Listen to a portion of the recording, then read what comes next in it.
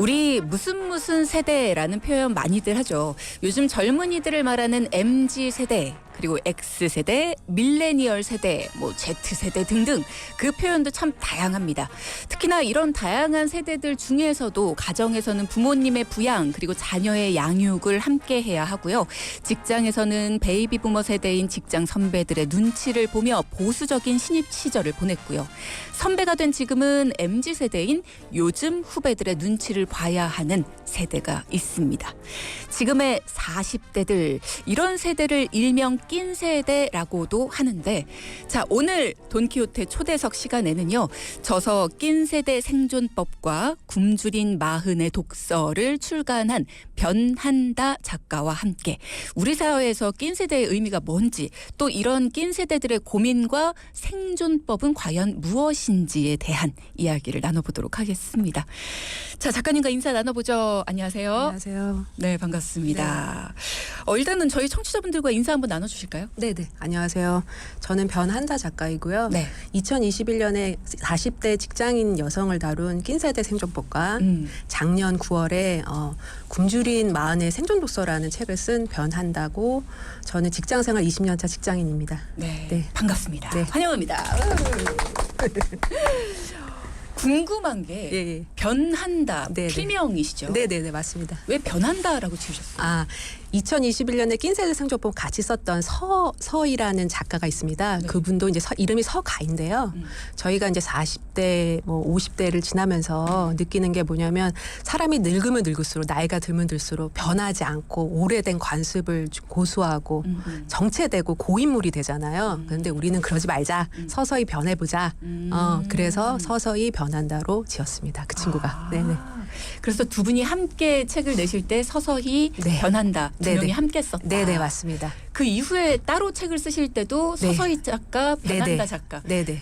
따로 쓰실 때는 조금 어색하지 않으세요? 그래도 저는 변한다라는 필명이 좋고, 그래서 또 일부러 변하려고 하는 것도 있습니다, 사실. 그거 굉장히 좋네요. 네네네네. 네.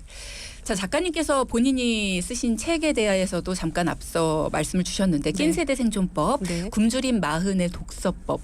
이 작가님이 보시는 낀 세대의 정의는 어떻게 보세요? 지금 세대 같은 경우에는, 40대 세대 같은 경우에는 밑에 이제 후배들이나 동료들이 20, 30대가 많고요. 위에 모시는 상사들, 임원분들이 이제 50대, 60대가 많은데요. 네. 그 중간에 샌드위치에 햄이나 야채, 그렇게 보시면 될 것 같은데, 저희 세대가. 그래서 햄이나 야채 같은 경우에는 아삭하는 그런 느낌을 주는 거고요. 햄이나 잼 같은 경우에는 뭔가 쫀득하고 중간에 윤활 역할을 하는 거고요. 그래서 그런 여러 가지 역할이 많은 세대다. 그래서 40대를 지칭하는 것 같습니다. 근데 사실 50대도 30대와 60대 사이에 끼어 있고, 네네네. 20대도 10대와 30대 사이에 끼어 있고, 네네네네. 40대 낀 세대는 뭐가 다를까? 직장 생활이 있어서 40대는 중간 역할이거든요. 다리 역할이거든요. 그래서 사실은 위아래에서 약간 껴있다고 보면 되고요. 그다음에 윤활 역할을 하기 위해서 커뮤니케이션이나 매개체 역할도 사실 하거든요. 중간 관리자급이기 때문에. 네. 완전히 또 임원급은 또 드물거든요. 그렇기 때문에 저 밑에 있는 분들이랑 또 커뮤니케이션 안 됐을 때, 얘네들 와봐봐, 쟤네들이랑 한번 얘기 좀 해보자. 중간에서 그냥 뭔가 메신저 역할도 할 때가 있고요. 그래서 저도 40대 중반이고, 그렇기 때문에 그런 역할을 계속 조선소 다닐 때부터 해왔기 때문에 거기에 대한 관심이 좀 있었습니다. 그래서 기록으로 남기고자 책을 썼습니다. 그렇군요. 네네. 지금 들으시면서 조선소? 놀라시는 분들도 있으실 것 같아요. 조선소에 다니셨어요? 네네네. 14년 다녔고, 거제에서 10년 있었고, 판교에서 4년. 와, 14년 다녔습니다. 힘들지 않으셨어요? 힘든데 첫 직장으로서는 굉장히 매력적이었고요. 이런 세계도 있구나. 뉴월드다. 이렇게 생각을 하고 있습니다. 그렇군요. 네네. 그럼 조선소에서 14년 일하시면서 낀 세대로서의 그런 경험? 이런 것들을 많이 책에도 서술을 하셨어요? 네네, 맞습니다. 네. 같이 어떤 네. 얘기들을 쓰셨어요? 그러니까 일단은 저는 2005년 사번인데요. 2005년에 조선소 갔을 때 당시에는 이제 거의 99%가 남성이었습니다. 지금은 많이 바뀌었을 거예요. 그죠. 예. 그리고 남초 사회고 경험의 산업의 회사다 보니까 아무래도 이제 위에는 또 모실 수밖에 없는 나이 드신 분들, 밑에는 또 이제 마이스토고 나오고 뭐 공고 나오고 해가지고 용접 도장하시는 분들부터 시작해서 다양한 세대가 있다고 보시면 되고요. 어떻게 보면 공직 사회랑 좀 비슷한 것 같아요. 예, 그래서 굉장히 경직되어 있고 오래된 경험이나 숙련된 거를 되게 추구하다 보니까 나이나 경험에 대해서 굉장히 존중을 하고 리스펙트를 해야 되고. 그래서 좀 약간 오픈되지 않은 좀 약간 폐쇄적인 경직된 조직 문화도 있죠, 사실은. 그렇죠. 네네. 지금은 조금 많이 바뀌었을 겁니다. 네. 그러고 보면 40대라는 나이가 나이값을 한다라는 게 어떤 의미인가 고민을 많이 하게 되는 시기라는 생각이 들긴 해요. 네네, 맞습니다. 예, 예. 우리가 나이값을 하면은 뭔가 뭘 좀 가르쳐 줘야 되고 뭔가 충조 평판, 그러니까 충고를 하거나 평판을 해 하고 말 한마디 하나 얹으려고 하잖아요. 근데 제가 느끼는 거는 저는 이제 중3짜리 아들이 있는데요. 그 친구가 사는 세계와 제가 사는 세계와 제가 옛날에 티네이저 때 사는 세계는 너무나 다릅니다. 그렇기 때문에 저의 충조 평판이 먹힐까요? 그래서 저는 그거를 다름을 알아가는 게 나이값이라고 생각합니다. 그래서 점점 나이가 들면 들수록 저는 되게 커뮤니케이션 많이 하고 대화하고 이런 거 되게 즐겨하는데 말을 잘 못하겠더라고요. 그래서 그 말을 좀 주워 담고 글로 풀기 시작했습니다. 네. 그래서 작가의 네네네. 들어서시게 된 거군요. 네네네. 예전에 비하면 한국 사회에서 여성들의 지위와 역할 많이 높아졌다라고 합니다. 뭐 역차별까지 얘기하는 분들도 있고요. 네. 하지만 여전히 유리천장의 벽은 높다라는 지적도 있는데 어떻게 보세요? 제가 다녔던 이제 회사 같은 경우에는 다 남초 회사고 기술 중심 회사다 보니까 당연히 이제 남자 엔지니어들이 많았고요. 그거를 제가 마케팅하고 홍보하고 영업하는 역할이었다 보니까 저는 이제 부수적이고 보조적인 역할이라고 생각할 수밖에 없었어요. 그리고 여성 포션 자체도 되게 없었습니다. 근데 지금은 조금 많이 달라졌을 거예요. 그렇기 때문에 유리천장이 여전히 존재하지만 그 두께는 좀 얇아졌다. 그렇게 보고요. 그리고 저는 요즘에 다른 생각이 뭐냐면 탈북자나 예를 들어서 네. 그다음에 장애인이나 아니면 어린 사람이나 그런 사람들이 또 겪는 차별이라는 것도 있을 겁니다. 그래서 어쨌든 차별 같은 경우에는 여성이든 누구든 그 아니든 그런 건 다 존재하기 때문에 그걸 어떻게 이제 극복하고 해결하고 내 세대에서 끝내야 하나 이게 관건인 것 같다는 생각이 듭니다. 네. 안 그래도 얼마 전에 이 북한 이탈 주민하고 인터뷰할 일이 있어서 만났는데 그러셨어요? 그 이력서에 그 글자 하나를 뺐을 뿐인데 이게 그럼요. 이력서가 맞습니다. 통과가 됐다 뭐 이런 네네네. 얘기를 하더라고요. 그러니까 네. 그 유리천장이 조금 다른 쪽으로 생겨나지 않았나 이런 네네네. 생각이 좀 들긴 맞습니다. 하더라고요. 40이 넘은 직장 여성을 찾아본다. 사실은 쉽지 않은 현실이긴 네네네. 합니다. 여러 가지 일 때문에 네. 그런 것 같다는 생각이 드는데 네. 버티고 있는 여성들도 참 많아요. 언제까지 할 수 있을까 이런 네네네. 생각들도 많이 하시는데 그래서 갈등도 많이 일어나고요. 네. 그런 갈등을 실제로 겪으셨나요? 네네네. 그러니까 회사가 이제 조선업이 2015년 정도에 굉장히 어려웠습니다. 그 즈음에 지금은 좀 많이 나아졌지만 그때 당시 이제 뭐 육아직을 쓰거나 뭐 휴직을 썼던 사람들은 좀 뭔가 구조조정 대상에 포함이 되거나 이런 경우를 목도하면서 좀 많이 달라졌죠, 저도. 네. 그렇기 때문에 그거는 뭐 아까 말씀드렸다시피 유리천장이랑 비슷한 맥락인데요. 그렇죠. 네. 이게 쉽지 않은 것 같고요. 그런데 저는 이제 달리 보는 게 뭐냐면 이제는 직장인이다기보다는 40대 정도면 내 직업인으로 내가 이제 어떻게 뭘 좋아하고 어떤 거에 포커스를 맞춰야 되는지 어차피 100세 시대이기 때문에 초고령화 사회 아닙니까? 그렇기 때문에 그렇죠. 내가 꼭 직장을 안 다니더라도 어떤 걸로 먹고 살고 생계를 유지할 수 있는가 그거에 대한 고민이 시작됐다고 봅니다. 네. 여성에 집중하지 않고 이제 낀 세대에 좀 집중을 해서 사실 이야기를 나눠보면 부모와 직장인으로서의 두 역할을 함께하느라 제일 바쁜 시기가 네. 아닐까라는 네네네네. 생각이 들어요. 결혼과 출산을 경험을 해보신 선배시잖아요. 네. 네. 요즘 젊은 세대들이 결혼을 하지 않겠다라고 결심들을 많이 하거든요. 네네네. 그리고 저희 셋도 결혼을 안 하셨습니까? 네, 예, 예. 그렇습니다. 선택입니다. 네. 네네. 그렇게 결심을 하는 사람들이 많습니다. 네, 왜 네, 네. 그렇다고 보시는지. 네, 그리고 또 네, 네. 뭔가가 달라져야 된다라고 보신다면 뭐가 달라져야 될까요? 아, 결혼을 안 하고 하는 거는 정말 옵션이고 선택인 것 같다는 그쵸. 생각이 듭니다. 제가 이제 2005년에 신입사원 당시에는 그때만 해도 결혼을 하고 딩크족, 그러니까 결혼을 하고도 애를 낳지 않은 사람들을 되게 이상하게 봤는데요. 지금은 결혼을 안 하는 사람들도 전혀 이상하게 보지 않은 시대가 됐고요. 20년 만에.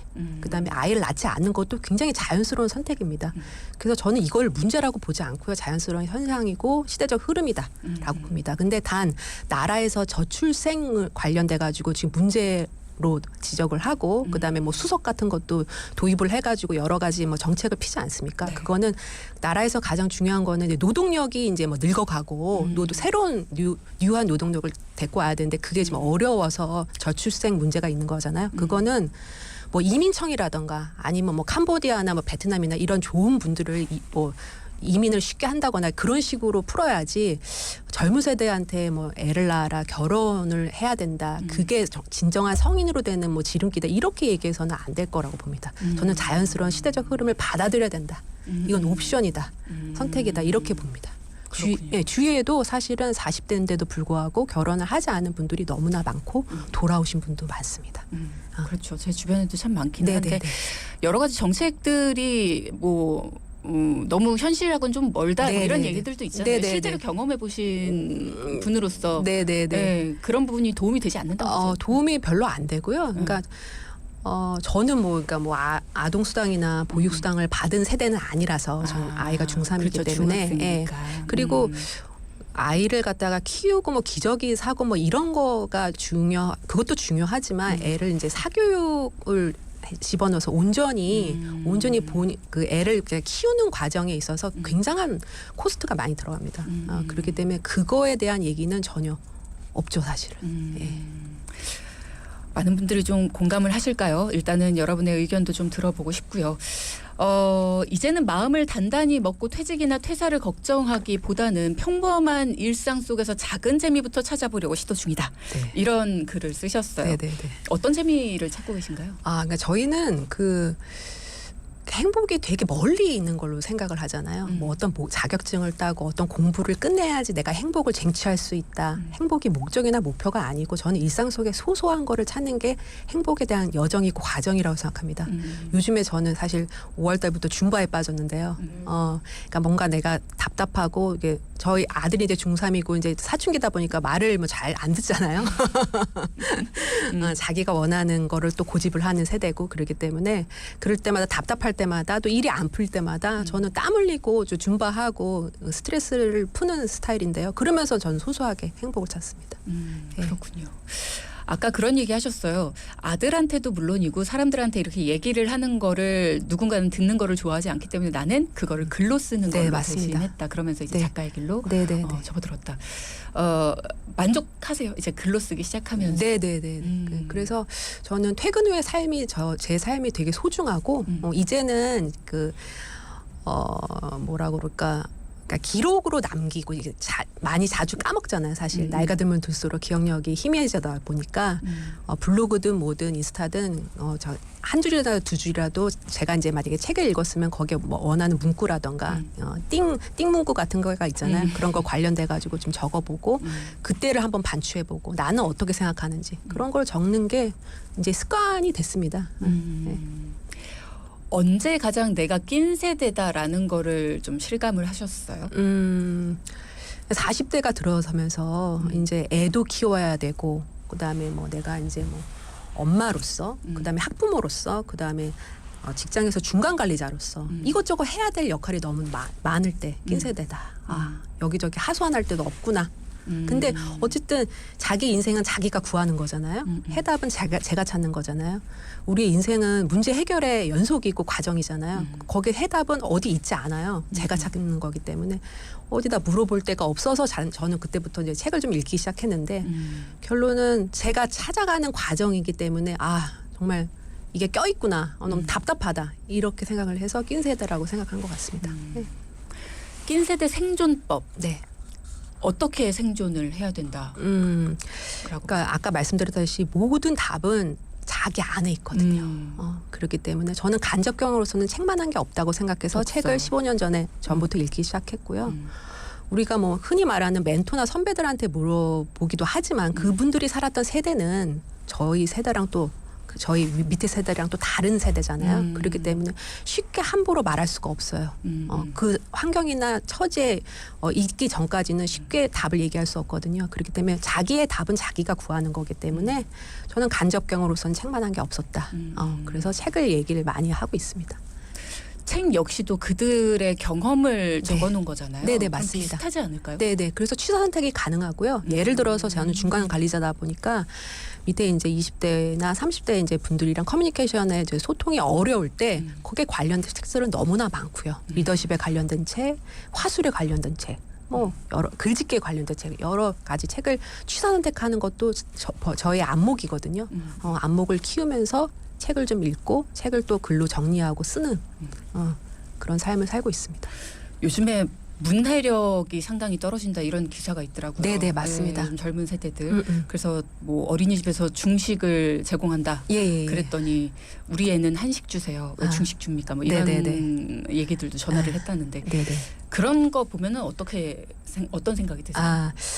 근데 저희가 좀 반문하고 싶은 게 저희가 생각하는 그 문해력의 너무 그 뭐라 그러죠? 수준이 너무 높은 거 아닌가 이런 생각도 듭니다. 중식 한식이요? 네. 그건 높은 건 아니잖아요. 우천시도 마찬가지고. 네. 그러니까 저는 뭘 말씀드리겠냐면 지금 20, 30대 분들이나 10대 분들은 영상 세대입니다. 그러니까 거기에 대한 이해력은 굉장히 높거든요. 근데 네. 단 텍스트에 대한 이해력이 많이 떨어질 뿐이죠.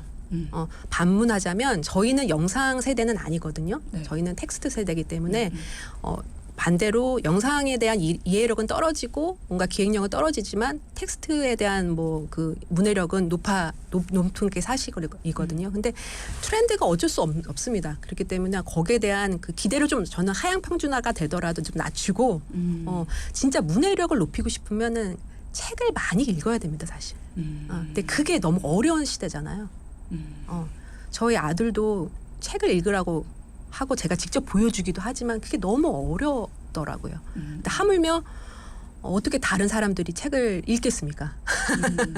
그래서 저 문해력을 높이자 하는 거는 좋은 얘기인데 그게 정말 현실적으로 불가능한 시대를 사는 거 아닌가. 그러면 우리의 수준을 좀 낮추자. 기대 수준을 낮추자라고 저는 현실적으로 말씀드리고 싶어요. 우천시도 좀 풀었으면 안 되나 그런 생각이 듭니다. 그렇죠. 예. 조금 더 풀었으면 좋겠다는 생각은 들지만 기대를 어디까지 낮춰야 되나라는 생각도 들긴 합니다. 네, 알겠습니다.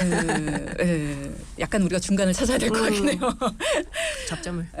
그런데 책과 친해지는 거 난 진짜 어렵다. 책을 펼치기만 해도 졸리다 하는 사람들이 많아요. 맞습니다. 어떻게 해야 될까요? 그러니까 본인이 정말 재미있는 책을 못 찾아서 그러셔요.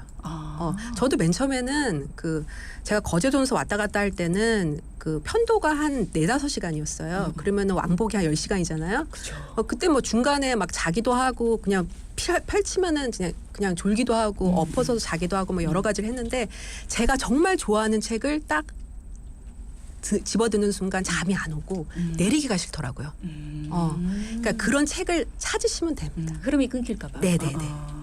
그런 책을 아직 못 만나신 거예요. 그리고 사람들이 뭐 고전을 읽어라, 벽돌책을 깨부셔라, 뭐 이런 얘기를 하시는데 그거는 자기의 취향대로 읽으시면 된다. 그리고 어떤 분들은 저는 편식 독서가 너무 심해요. 괜찮습니다. 저는 소설을 잘 읽지 않는데요. 소설 안 읽으면 뭐 누가 잡아갑니까? 그냥 본인이 읽고 싶은 거 읽으시면 돼요. 저는 무협지 되게 좋아하거든요. 계속 읽으시면 됩니다. 근데 무협지만 읽으니까 말투가 이상해져요. 개성 넘치는 걸로. 그러니까 이렇게 좀 나한테 도움이 되는 내 현실에 도움이 되는 그런 것들을 읽었으면 좋겠다. 그게 나의 바람인데 사실 무협지는 그렇게 크게 도움이 된다는 생각이 안 드니까 이제 뭐 자기계발서나 뭐 아니면 뭔가 나한테 도움이 되는 뭐 자격증 책이라든가 이런 것들을 펼치는 순간 졸린 거죠. 그러니까 그런 고민들을 이제 많은 분들이 하시는데 그게 어떻게 방법이 없을까? 이런 질문들을 하시는 건데 나한테 내 취향에 맞는 졸리지 않고 재밌는 책을 읽어라 그러면 이제 만화책 뭐 아니면 그것도 무협지 괜찮습니다. 네. 괜찮을까요? 그럼요, 괜찮습니다. 그걸 읽다가 또 약간 가지치기를 하게 되면 또 다른 또 책을 읽을 수 있는 또 폭넓은 시선이 또 존재하니까요. 네네. 그러면 7월 말부터 8월 초까지가 휴가 기간이라고 하니까 네네네. 재밌는 책 사람들이 좀 즐겨 읽을 수 즐겨 있는 읽는 책. 책. 저는 나는 읽고 쓰고 버린다라고 손웅정 선생님이 쓴 책이 있습니다. 네. 굉장한 애서가시고요. 굉장한 다독가이신데 손흥민 선수 아버님이 쓰신 책이거든요. 저는 그거를 보고 책에 대한 태도, 그다음에 삶에 대한 열정과 가치, 그다음에 자세를 볼 수 있어서 정말 좋았거든요. 근데 그게 대담 형식으로 돼 있어가지고 네. 되게 쉽게 읽힙니다. 저는 추천합니다. 그렇군요. 네네. 네. 변한다님의 필명에서 의지가 느껴지네요. 저는 40대 낀 세대라는 게 뭔가 청춘도 아니면서 경제적인 완성도는 이루어지지 않아서 계속 노력하고 애쓰는 세대인 것 같다. 이런 생각이 드네요. 맞습니다. 하지만 인생에서 낀 세대 아닌 세대가 있을까라는 그럼요. 생각도 들고요. 라는 네, 얘기를 저희 맞습니다. 청취자분이 고맙습니다. 해주셨습니다. 요즘처럼 변화가 빠른 시대, 뭐 작은 거 하나도 금방금방 변하는 그런 시대잖아요. 변한다 작가에게 묻습니다. 퇴직과 노후를 준비해야 되는 낀 세대잖아요. 네네네. 이제 뭐 젊은 그런 세대라고 하기에는 조금 지났고 이제 노후나 퇴직을 준비해야 되는 세대인데 생존을 하기 위해서 가장 먼저 좀 달라져야 되는 거, 준비해야 되는 게 어떤 게 있을까요? 자기 자신을 아는 게 중요한 것 같아요. 나 자신을 알아야 나 자신을. 된다. 내가 그러니까 우리가 주위 사람들 보면 어떤 자격, 뭐 공인중개사, 저도 뭐 공인중개사 공부를 했지만 공인중개사를 뭐 따고 뭐 요양보호사를 따고 뭐 주위에 둘러보면 막 지금 뭐 난리 났잖아요, 사실. 근데 거기에서 주위를 둘러보지 말고 내가 어차피 100세 세대에 앞으로 한 5, 60년 남은 거잖아요. 예.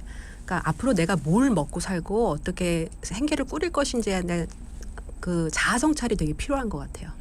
남을 좀 둘러보지 말고 자기만의 속도를 가져라. 물론 세상은 되게 많이 변하고 변화를 요구하지만은 자기만의 쉼과 멈춤, 그다음에 속도를 갖고 자기 성찰이 있은 후에 준비하셔도 늦지 않은 것 같다는 생각이 들어요. 맞아요.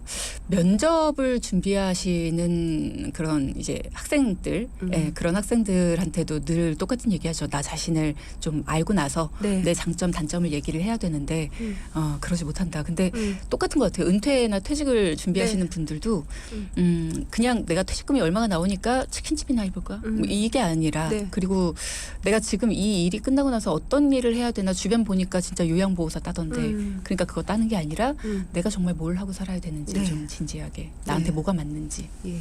그래서 준비하신 게 작가. 예. 하고 싶고요. 그다음에 이제 저는 이제 주말에 북토크를 다니는데요. 내일은 저번 주에는 천안을 갔었고 내일은 창원을 갑니다. 가서 이제 작가로서 독자분들이랑 얘기하는 게 정말 저한테는 너무나 힐링이거든요. 그분들이 어떤 삶을 살고 저한테 물어보고 싶은 게 뭔지, 책에 대해서 어떻게 생각하는지 그런 얘기를 하면서 다음 책도 구상할 수 있고요. 예. 지금 변 작가님 다음 책은 언제 나와요? 라는 얘기를 질문을 주셨는데 저는 네. 언제 나오나 보다도 네. 어떤 이야기를 네, 준비하고 네, 네. 계시는지가 좀 궁금해요. 네, 쓰기에 관련된 책입니다. 쓰기. 예. 그러니까 읽는 거가 이제 두 번째 책이었다면 쓰기를 어떻게 할까? 그리고 쓰기까지가 좀 사실 쉽지가 않아요. 읽고 그냥 땡치는 경우가 많은데 기록을 하고 쓰는 거 잊어버리지 않으려고 띵 문장이나 띵 문구에 대해서 내가 어떻게 생각을 하는지에 대한 기록, 그거를 어떻게 쉽게 접근하는지 저의 책을 읽고 저는 출간이 된다면 저의 책을 읽고 나도 한번 해볼까? 저 사람도 변화자 작가라는 사람도 해보는데 나도 한번 쉽게 한번 접근해볼까? 세상에는 사실 뭐 유시민 선생님도 그렇고 뭐 강원도 선생님도 그렇고 여러 가지 글짓기 관련된 책들이 너무 많습니다. 맞아요. 그런 책과는 좀 결이 다른 책입니다. 그렇군요. 제가 변 작가님 책 속에서 봤던 내용 중에서 나이가 들수록 부단히 노력하는 것 중에 하나가 입을 닫고 네. 타자의 말을 귀담아 듣는 거다. 네. 많은 분들이 이 얘기를 하시는데 네. 솔직히 나이 들수록 제일 어려운 게 이거 아닙니까? 네. 나이 들수록 말이 너무 많아지죠. 나이 들수록 다른 사람 말을 듣기보단 내 말을 하고 싶어지잖아요. 네네네. 이거 어떻게 해야지 잘할 수 있어요? 그래서 저는 혼잣말을 많이 합니다. 저 혼잣말을 많이 하고요. 솔직히 말씀드려서 그러니까 저희 아들도 단소리를 듣기 싫어하는데 제 밑에 있는 후배는 오죽하겠습니까. 그래서 말을 닫고 저는 왔다 갔다 이제 광역버스를 많이 타는데 혼자 중얼중얼 많이 합니다. 답답할 때. 주변 사람들이 이상하게 생각할 수도 있어요. 근데 어떻게 살아가는 생존 방식이라고 봐주시면 좋을 것 같습니다. 사실 이거야말로 정말 품격을 높이는 하나의 방법이다. 네네네. 생각해보면 그렇긴 합니다. 근데 다른 사람들한테 말을 할 때 그 사람들이 저 사람 품격이 참 높은 사람이다라고 생각할 수 있도록 말을 하는 것도 중요하지 않을까요? 네네네. 일단은 좀 다 들어보고요. 네. 자기 말만 막 취해서 하지 말고 다 들어보고 눈을 좀 맞추고 그분의 생각을 좀 읽은 다음에 세상에서 가장 어려운 게 남의 마음을 훔치고 사는 거잖아요. 그러니까 그 사람의 말을 워딩이나 그거에서 캐치를 한 다음에 내가 거기에 대해서 만약 그 사람이 나의 의견을 구하고자 할 경우에는 내가 말을 해도 된다는 거죠.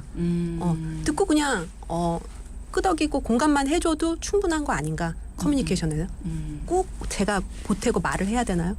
저는 그걸 묻고 싶고 그래서 나이가 들면 들수록 말은 좀 줄이고 지갑은 열자. 그 말씀을 드리고 싶어요. 지갑이 좀 채워져야 될 텐데. 채워진다면. 네. 근데 저는 그런 거 있죠. 꼰대 뭐 이런 말.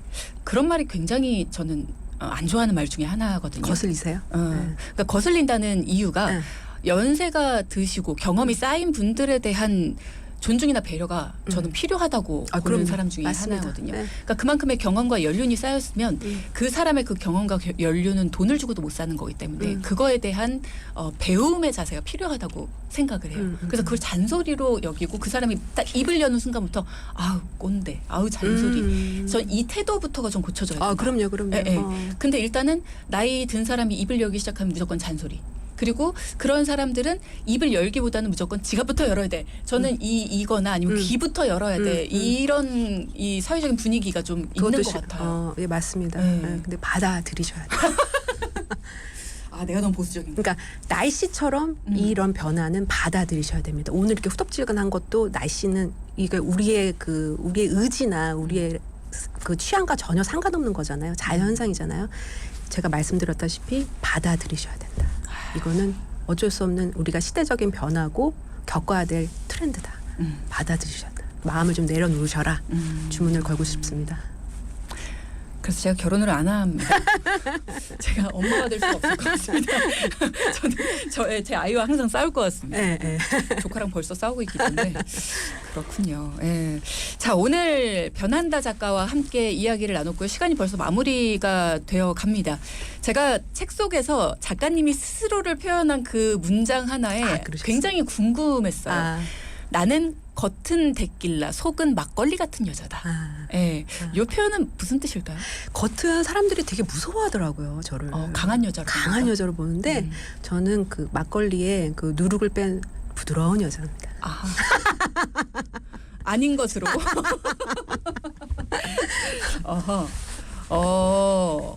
누룩을 뺀 막걸리가 부드럽습니까? 그럼요. 목 넘김이 좋잖아요. 데킬라 같은 여자로 마무리를 데킬라 같은 여자. 알겠습니다. 네, 오늘 마무리 이야기를 좀 들어봐야 될 텐데 한 20-30초 남았습니다. 오늘 함께 하시면서 느끼셨던 점이나 아니면 당부해주고 싶은 이야기 있으시다면. 그러니까 아까 말씀드렸다시피 그 일상에서 행복을 찾으실 때 그다음에 너무 삶이 지치고 고단하실 때 그래서 자기가 뭔가 문제점이 있거나 현안을 풀고 싶을 때 책을 한번 보셨으면 좋겠다. 자기 취향에 맞는 책을 고르셨으면 좋겠다. 책은 여러분을 언제나 웰컴이다. 새로운 세계로 빠져드셔라. 주문을 걸고 싶습니다. 네. 오늘 이 시간 함께 하시면서 이 작가님 말 참 잘하시네요. 이렇게 말씀 주신 분도 있으시고요. 이 변한다라는 작가님의 매력에 빠졌습니다. 이런 분도 계신데 자, 이렇게 말씀하신 분들 변한다 작가 기억해 주시고요. 네, 오늘 함께 해봤습니다. 자, 오늘 말씀 감사합니다. 고맙습니다. 낀 세대 생존법 그리고 굶주린 마흔의 생존 독서라는 이 책을 써주신 이 변한다 작가와 오늘 함께 해봤습니다. 고맙습니다.